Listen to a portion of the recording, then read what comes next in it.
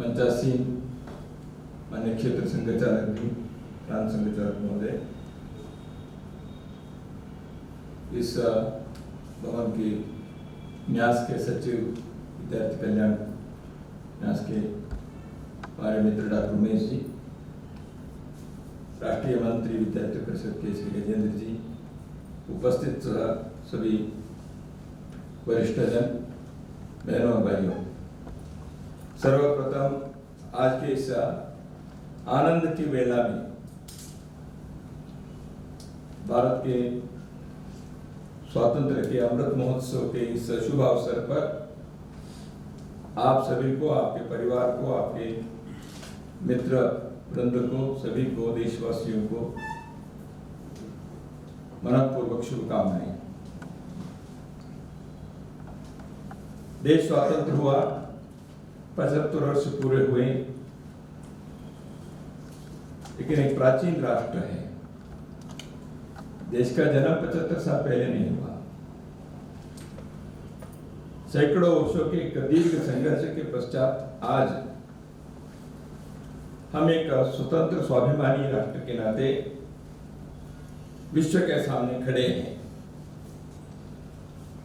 भारत के इतिहास को हम देखेंगे तो उतार चढ़ाव बहुत दिखते हैं। भारत दुनिया के सामने एक श्रेष्ठ उदाहरण के नाते, विश्व गुरु के नाते सदियों तक मानवता को ज्ञान के, जीवन मूल्यों के, संस्कृति के प्रकाश को देने का एक श्रेष्ठ कार्य, उदात्त कार्य भारत ने किया है। भारतवर्ष के इतिहास के बारे में केवल भारतीय लोग गर्व महसूस करते, ऐसे नहीं है। यहाँ राज करने आए अंग्रेजों के बहुत सारे विद्वानों ने भी भारत के इस विषय के बारे में उल्लेख किया। भले ही वो राज करने आए थे, व्यापार के नाम पर आए, यहाँ राज किए। इतिहास के इस सत्य को हम सब जानते ही हैं। किंतु भारत भूमि ऐसे राज करने आए हैं लोगों के मन परिवर्तन, हृदय परिवर्तन कैसे करती है, यह भी एक अत्यंत आश्चर्य के और हमारे लिए गर्व की बात है।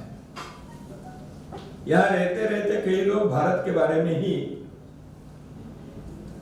एक प्रकार से भक्ति और प्रेम की उनके अंदर भावना जग गई। यहाँ के संस्कृति का उन्होंने अध्ययन किया, भाषा के उन्होंने अध्ययन किया।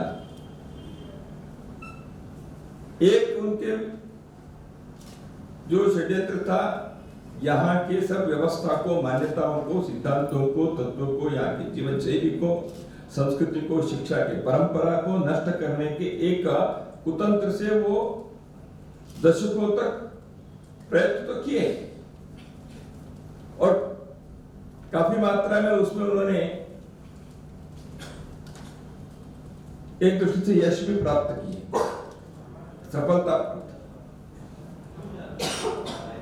वही कारण है कि आज भी अंग्रेजी मानसिकता, गुलामी की अपने देश में 75 वर्षों के पश्चात भी दिखाई देती, इधर उधर दिखाई देते, अनुभव में आता है। लेकिन ऐसे षड्यंत्र करने वाले समूह के बीच से भी कुछ लोग ऐसे हो गए जो भारत प्रेमी हो गए और यहाँ के संस्कृति से, यहाँ की परंपरा से, यहाँ के समाज की व्यवस्था से वो प्रभावित हुए। इसलिए उन्होंने ऐसे ग्रंथ में लिखे। तो कहने का तात्पर्य यह है, भारत ऐसी भूमि है जो इसके प्रति प्रेम रखते हैं, भक्ति करते हैं, उसको अपने संतान मानकर उसके पोषण भरण करते हैं। इसलिए जगत जननी के रूप में भारत माता है, यह महर्षि अरविंदो ने उद्गार किया था। महर्षि अरविंदो ने कहा था, भारत उठेगा, जगेगा, भारत खड़ा होगा। भारत अपने लिए नहीं उठेगा, भारत का उत्थान होगा, ये अपने लिए नहीं, या विश्व में कोई ऐसी ताकत बनकर, दुनिया के दादा बनकर दूसरों के सिर पर पैर रखकर उनको कुचलने के लिए भारत नहीं जगेगा, नहीं उठेगा। भारत शक्तिशाली बनेगा, भारत उठेगा। इसलिए दुनिया के एक दीपस्तंभ बनकर सभी को प्रकाश देने के लिए भारत की यह स्वतंत्रता आवश्यक है। यह महर्षि अरविंदो के कथन है। तो इसलिए भारत की एक नियति है।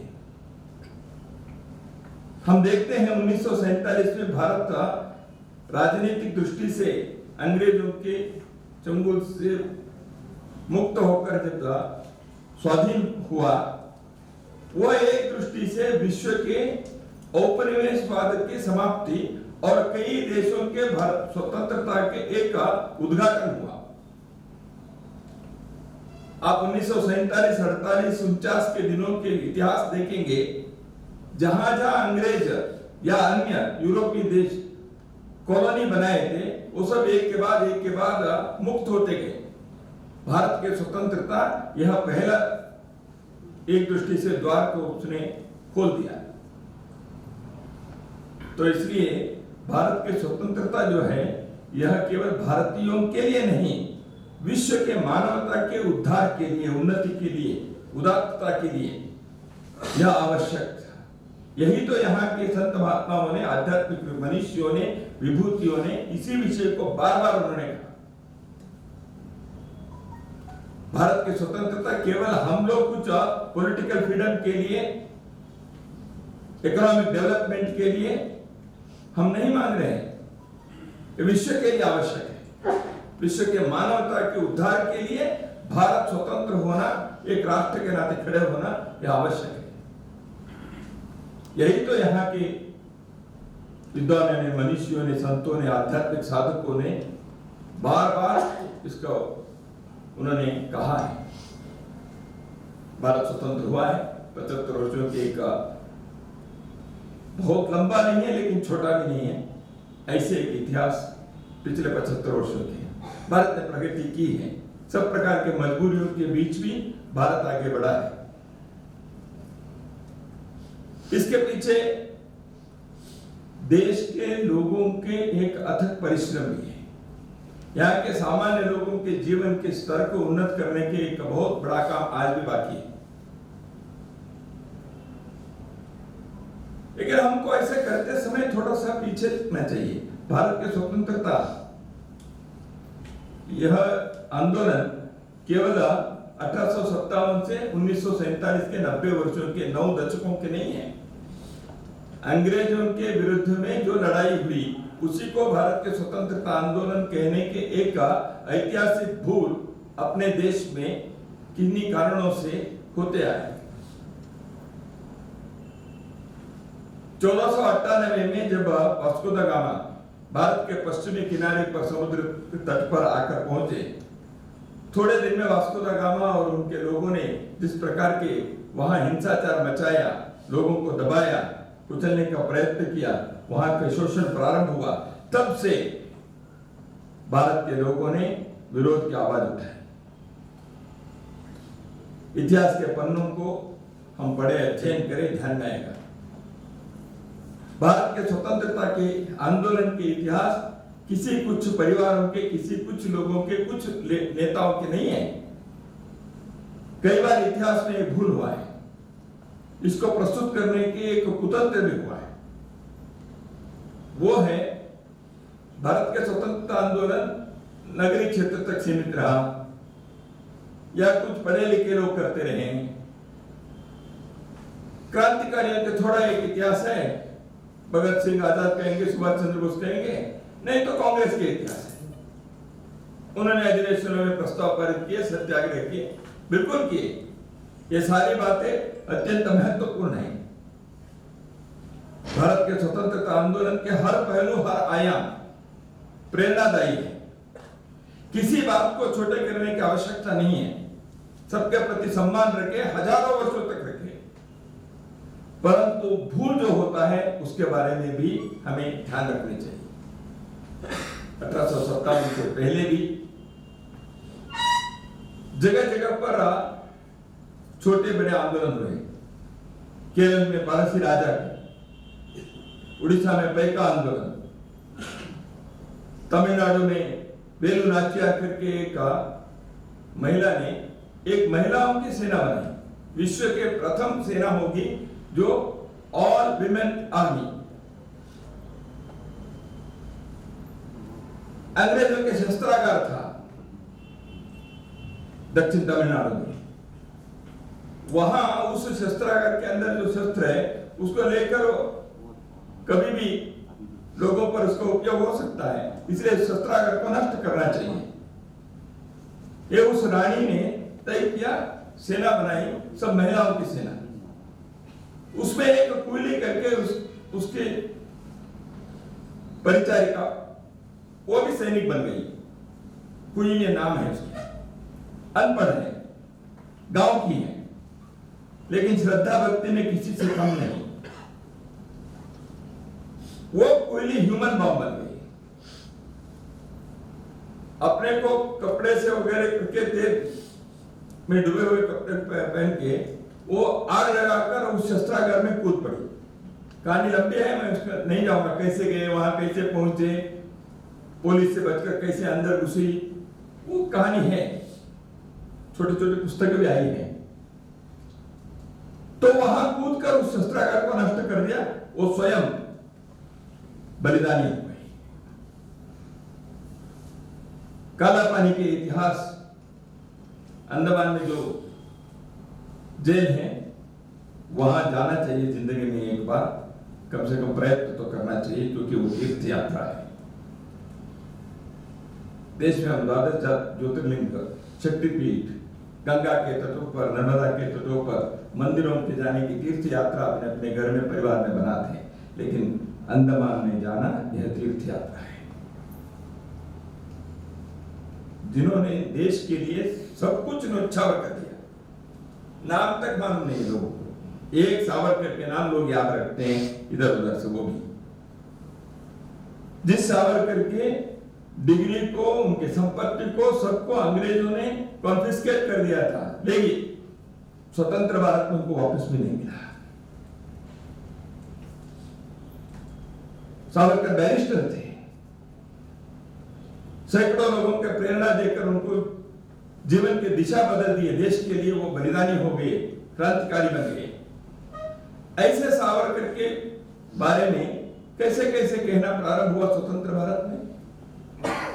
तो इसलिए कहा किसी के भी योगदान को छोटा नहीं करना चाहिए।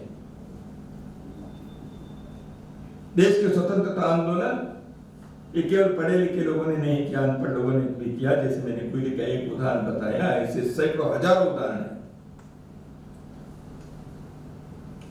सुनीति कुमार चौधरी घोष, 2 लड़कियां, अंग्रेज ऑफिसर को उनके ऑफिस में जाकर गोली मारकर क्रांति के शंकरांत किए। नाम याद है क्या लोगों को? बटुकेश्वर दत्त, मास्टर से कितने लोग हैं। चापेकर बंधुओं के बारे में अपने वर्तमान पीढ़ी पढ़ती है क्या? तो क्रांतिकारियों के इतिहास है, किसान, व्यापारी, एडवोकेट, डॉक्टर, शिक्षक, समाज सुधारक, सब प्रकार के लोगों ने स्वतंत्रता आंदोलन के 1500 से लेकर 1947 तक लगातार यह आंदोलन कहीं किसी न किसी रूप में जीवित रहा। इस आंदोलन के कितने आयाम हैं। उसके साथ साथ भारत के लोगों ने क्या सोचा, भारत स्वतंत्र होगा, ठीक है, आज नहीं तो कल। कितने पीढ़ी को इसमें त्याग और बलिदान के अध्यायों को जोड़ना पड़ेगा, वो तो है ही। लेकिन अपने भारत को एक सुंदर, स्वाभिमानी, सशक्त, श्रेष्ठ, आधुनिक नागरिक भारत बनाना चाहिए। इसलिए समाज के अंदर की कई प्रकार की कुरूढ़ी कुरीतियों को दूर करने के लिए भी उसी समाज राष्ट्रीय आंदोलन के साथ साथ सामाजिक आंदोलन भी, सुधार के आंदोलन भी करने के एक अद्भुत कार्य अपने देश में हुआ है। इसलिए मुक्ति 2 प्रकार की है, एक विदेशी राज से मुक्ति, दूसरा अपने ही दकियानुसी विचारों से, यहाँ के कोई परंपरा जो समाज के विकास के लिए, समग्र विकास के लिए यदि वो बाधा है, उससे भी मुक्ति पानी चाहिए। इसलिए शिक्षा में सामाजिक समरसता के, सामाजिक न्याय के कितने प्रकार के आंदोलन भारत के समाज को सुधार करने के लिए भी लोगों ने किया।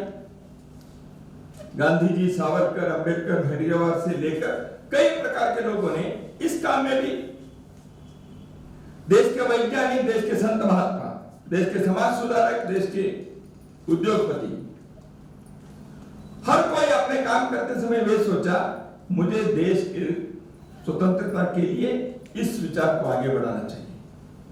दूसरा, समाज को अच्छा बनाना चाहिए, श्रेष्ठ बनाना चाहिए। इसलिए केवल अंग्रेजों से मुक्ति के लिए नहीं, भारत को भी महान बनाने के लिए उन लोगों ने उस समय प्रयत्न किया। ऐसे उन्होंने अस्तिवार लगाया, ऐसे उन्होंने नींव डाली। स्वतंत्र भारत में इस व्यापक, प्रेरणादायी, समग्र इतिहास को स्मरण करने के एक कार्य में कुछ चूक हुई है। अपने शिक्षा क्रम में, पाठ्यक्रमों में, हमारे देश के पब्लिक डिस्कोर्स में, दिशाहीन नैरेटिव में, साहित्य के, मीडिया के, फिल्म के क्षेत्र में इन चीजों के बारे में जिस प्रकार से प्रस्तुतिकरण होना चाहिए था, वह पूर्ण रूप से नहीं हुआ, इधर उधर से थोड़ा बहुत हुआ होगा। तो इसलिए ऐसे एक अमृत महोत्सव में, इस मोड़ पर हम लोगों को इस चरण पर यह सोचना चाहिए, हम अगली पीढ़ी को ये सारे समग्र इतिहास जो प्रेरणादायी है,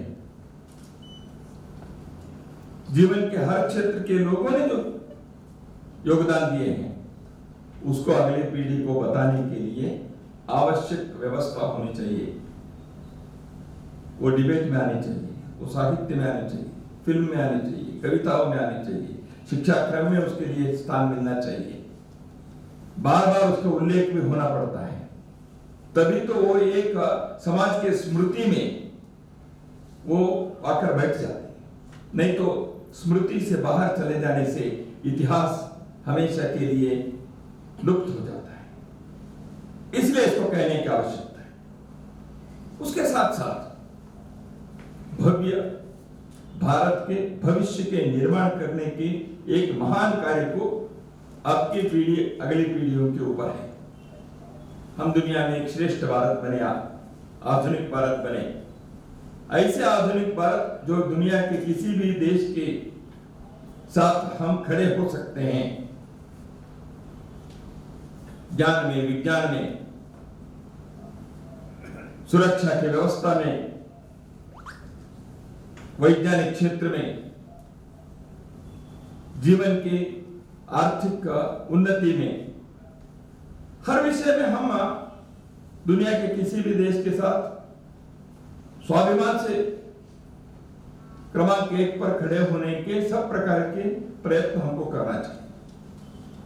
हमें आधुनिकता से विमुख नहीं होना है, लेकिन आधुनिकता का अर्थ यह नहीं है पश्चिमीकरण होना चाहिए। एक भारतीय विचार से आधुनिक हम कैसे बन सकते हैं, विश्व मानवता के सामने ऐसे एक उदाहरण हम प्रस्तुत करें। वर्तमान पीढ़ी पर मेरा विश्वास है ये कर सकती है। अध्ययन के, परिश्रम के, अनुसंधान के, समन्वय के, सामूहिकता के आवश्यकता है। और आधुनिकता के इस प्रयत्न में हमें अपने सांस्कृतिक परंपराओं के जड़ों को नहीं भूलना चाहिए। इसलिए उस नींव को भी सुदृढ़ बना के रखना चाहिए।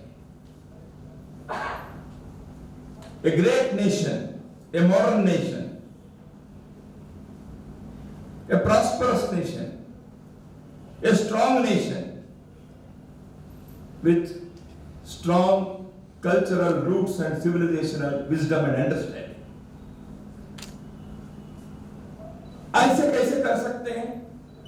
कर सकते हैं दुनिया के कई देशों ने ऐसे करके दिखाया है।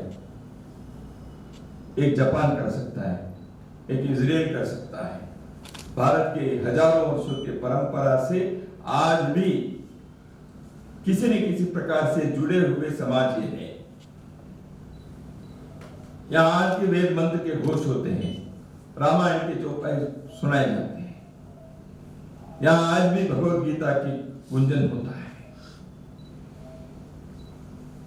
यहाँ के लोगों में हजारों हजारों वर्षों के अपने ऋषि के मूल गोत्र के नाम से आज भी हमने याद रखा है।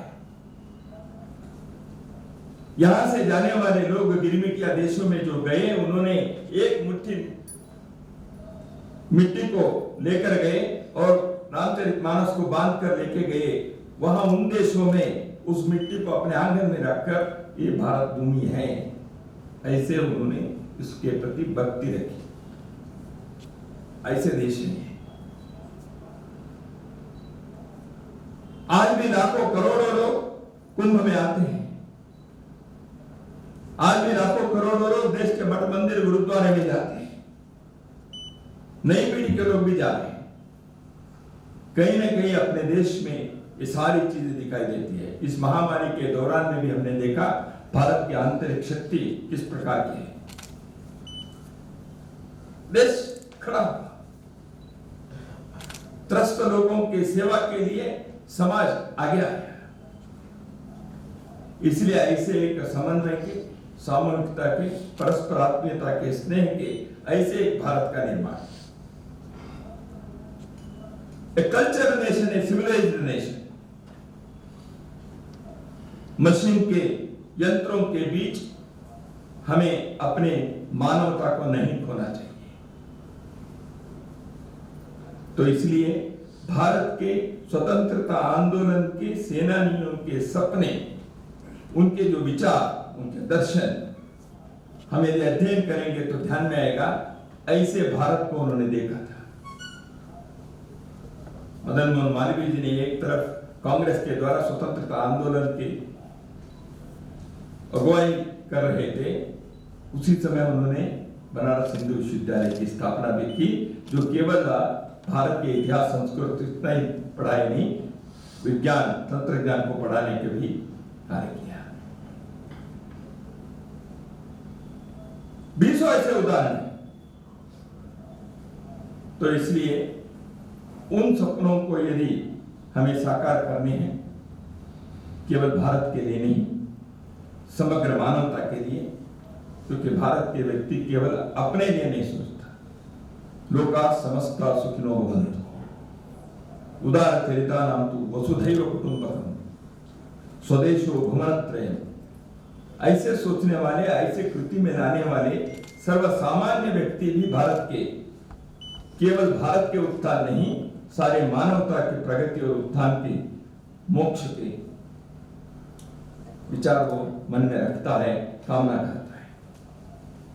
इसलिए भारत को श्रेष्ठ भारत, स्वाभिमानी भारत, सशक्त भारत, समृद्ध भारत, आध्यात्मिक भारत ये बनाने के प्रयत्न करेंगे तो भारत अपने आप विश्वगुरु बनेगा। किसी को डिक्लेयर करने की आवश्यकता नहीं। वर्तमान पीढ़ी और अगली पीढ़ी को यह एक बहुत बड़ी जिम्मेवारी उनके कंधों पर है। देश में विचार के मतभेद होते हैं, परंपरा के कुछ कलंकों के कारण आपस में लड़ाई भी होती है, मतभेद मनभेद में परिवर्तन होता है, कभी कभी द्वेष नफरत प्रकट होते हैं। परंतु अपने परिवारों में, अपने शिक्षा क्षेत्र में, अपने सामाजिक परिवेश में हम भारत के बारे में एक असीम अक्षुण्ण भक्ति को रोज पाठ पढ़ाएंगे तो धीरे धीरे इस प्रकार के जो मतभेद, मनभेद, द्वेष, नफरत, दूरी, अंतर ये दूर होंगे। लोकतंत्र के विशेषता यही है। हम एक दूसरे से मतभेद हो सकता है, लेकिन दोनों एक श्रेष्ठ कार्य के लिए ही हम हैं। ऐसे भी होता है तो वह मतभेद आपस में दूरी नहीं रहे, दूरी नहीं बनानी। तो इसलिए भारत लोकतंत्र के एक श्रेष्ठ भूमि क्यों है? ये अपने संविधान में कहा है इसलिए नहीं, पश्चिम से ये लोकतंत्र आए इसलिए नहीं है। भारत में व्यक्ति सोचता है हर व्यक्ति के अंदर ईश्वर विद्यमान है। There is a divinity in every soul. इस डिविनिटी के कारण हमारी समानता है। यदि तो डॉक्टर बाबा साहेब अम्बेडकर ने कहा, it is not because of one vote for each person, ये हमारी इक्वालिटी का आधार नहीं है। It is philosophical, it is the presence of divinity in each soul that makes us equal. Doctor Baba Saheb Ambedkar की कथा नहीं है। तो इसलिए हम इस लोकतंत्र की मजबूती के लिए, भारत के उत्थान के लिए, विश्व मानवता के उद्धार के लिए हम आज के इस अमृत महोत्सव के शुभ अवसर पर अपने जीवन में कुछ करने के और उससे सफलता और सार्थकता के अनुभूति हम प्राप्त करें, इस विचार को लेकर आज के इस कार्यक्रम को हम उत्साह से, उल्लास से मनाएं। उसी समय भारत के स्वतंत्रता के लिए जिन लोगों ने अपने बलिदान दिए, जितने परिवारों के नष्ट हो गए, उजड़ गए, देश आजाद हुआ, लेकिन 14 के दिन देश का बंटवारा भी हुआ। उस कारण से हजारों लाखों लोग अत्यंत बर्बरता के शिकार बने। क्या हम उनको भूल सकते हैं? इसलिए जिन्होंने देश की स्वतंत्रता के लिए बलिदान दिए, सब प्रकार के कष्ट परंपराओं को उन्होंने अनुभव किया, उनके प्रति हमारे हृदय के अंदर कृतज्ञता के धन्यवाद के भाव रहे। उनके सामने हम नतमस्तक। जिन लोगों ने देश के बंटवारे के कारण, देश के विभाजन के कारण कष्ट अनुभव किया, उन परिवारों के, उन लोगों के बारे में हमारे मन में सदैव ऐसी भावना रहे। उनके बलिदान के कारण भारत आज है, अखंड होना चाहिए। लेकिन आज जो भी भारत है, उस भारत के लिए भी उन्होंने भी त्याग किया। हम इतिहास के इन पन्नों को भूल नहीं सकते। इन सभी भावनाओं के साथ एक श्रेष्ठ, उत्तम, स्वाभिमानी भारत को बनाने के संकल्प को साकार करने की दिशा में हम सब आगे बढ़े। इतने ही कहते हुए फिर से एक बार आप सबको शुभकामनाएं। नमस्कार।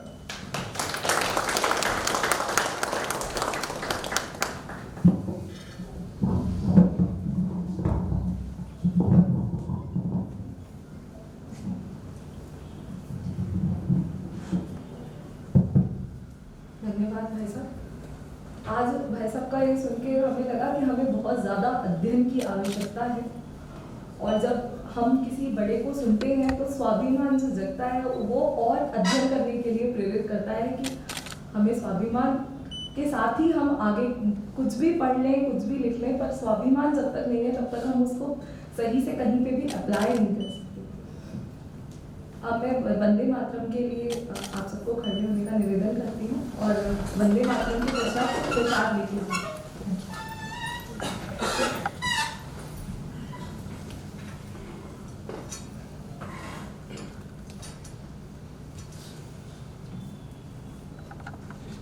वंदे मातरम, वंदे मातरम, सुजलां सुफलां मलयज शीतलां शस्य श्यामलां मातरम, वंदे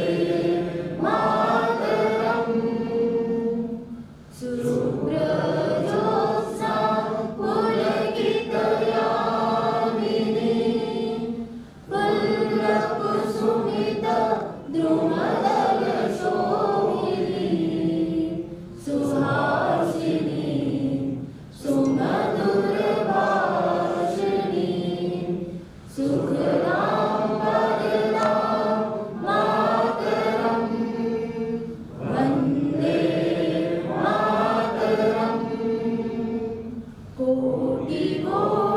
कंठ कल कल निनाद कराले कोटि कोटि भुजहि धृत खर करवाले अबलाद रमाए तो बले बहुबल धरणिं नमामि तरणिं रिपुदल वर्णिं मातरं वन्दे मातरं तुमि विद्या तुमि धर्म तुमि